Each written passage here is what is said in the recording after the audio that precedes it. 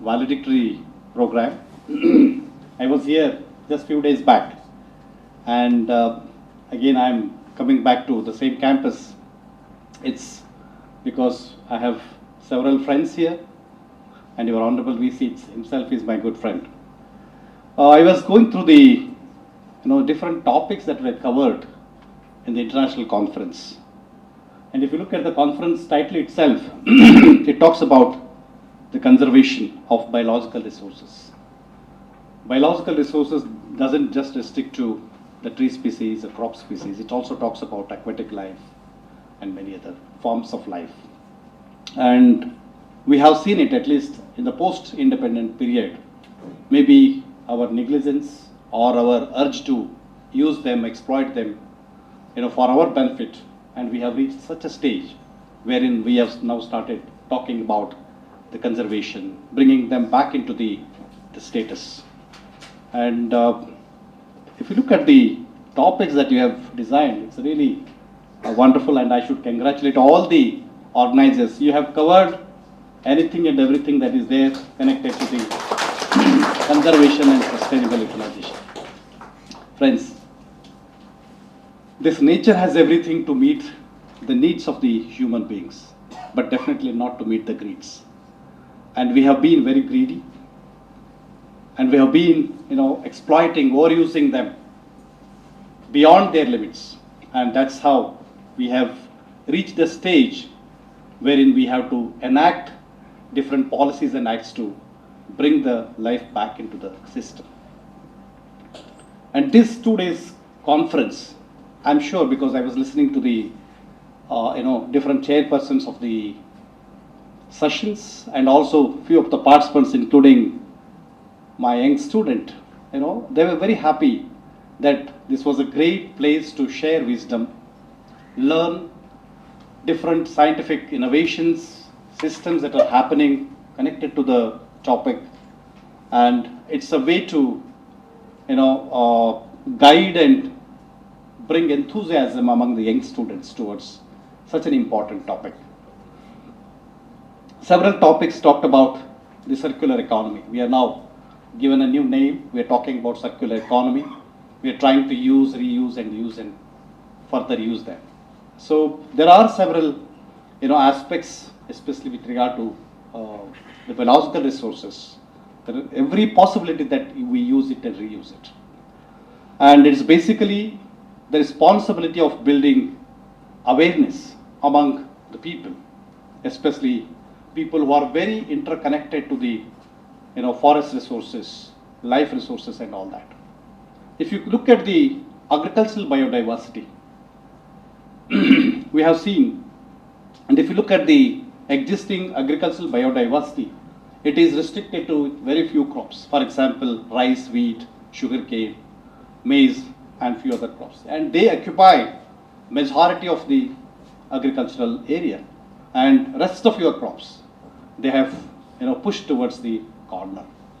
And as responsible agricultural scientists, as responsible citizens of this country, it's our duty to ensure that every crop, if you look at, for example, if you take the example of millets, they were occupying close to 40% of the total cultivated area, and now they were pushed to 20%. It's just because of the biased practices, policies. If you take the example of commercial crops, food crops, crops which give more proteins, things like that, they occupied the major chunk of the entire support mechanism, and they were pushed into the public distribution system.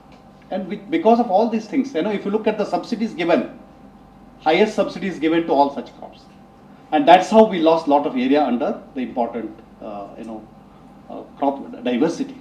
So it is very, very important that we train, we understand the need, and then also evolve systems and mechanisms to bring back the lost glory into the system.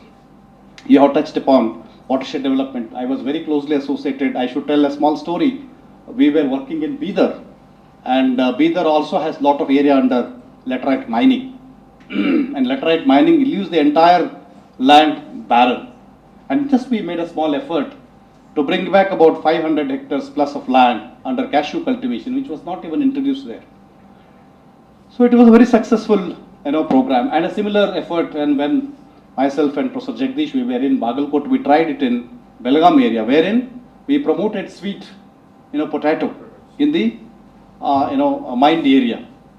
So that's how, see, you have to think innovatively, thinking out of box. Let us not restrict ourselves to the framed set of thinking. Let us develop the ideas of design thinking and bring back such ideas and practices into place. I'm sure this conference has given a lot of ideas, thoughts, and has generated a lot of interest among the young researchers. And many times, we make it compulsory that a scholar should present 2 papers, 3 papers, and after that they will never look at this. It should not be just for the sake of meeting some academic requirements. It should be out of your interest. So that's where the universities have to help you, guide you, handhold you. The scholars, the teachers, they have to do it. There's a huge responsibility on this. Yesterday I was in one of the international conferences on building 21st century skills among the students. How do we do that? It's a big challenge, and we can't be so conventional and nobody will look at it. How do we build those skills? It's not just your scientific knowledge and skills that we are trying to build in the universities. It's your life skills, your soft skills, your management skills. So all are required, and a place like this can be a great institution to help you, handhold you, guide you to develop such skills, and also look at the nature around us and how do we care for it. It's very important. It is not just that we achieve something and get out from here. Day before yesterday I was in Kapatagiri. Kapatagiri is one of the most valued place in northern part of Karnataka, spread across about 60 to 80,000 hectares of land, and it is a house for the most important medicinal plants. And we have at least we have conserved that, thanks to forest department and the people around that. They have never bothered to touch it. And I was talking to some of the traditional healers in that area. Oh, what a wisdom of wealth knowledge they have. So this is where the documentation has to go, and what sort of scientific mechanisms that we can adopt and apply to such systems, and bring more systematic studies, document them, and use it for the betterment of the humanity and the society. I'm sure this conference has really helped you, and in the days to come, I wish Dr. Devgiri and team organizes similar programs, and also for the other stakeholders.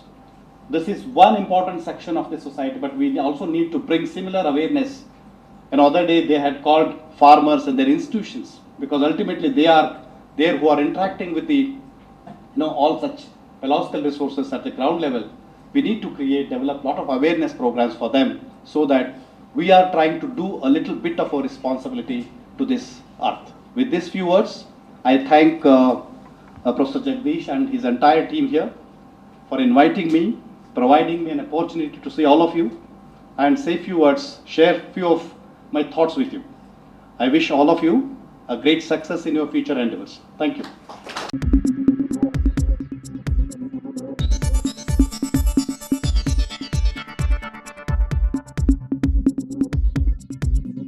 ನಾನು ನಿಮ್ಮ ಜಗದೀಶ್, ಕೊಡಗು ಧ್ವನಿ digital ಮೀಡಿಯಾದಿಂದ.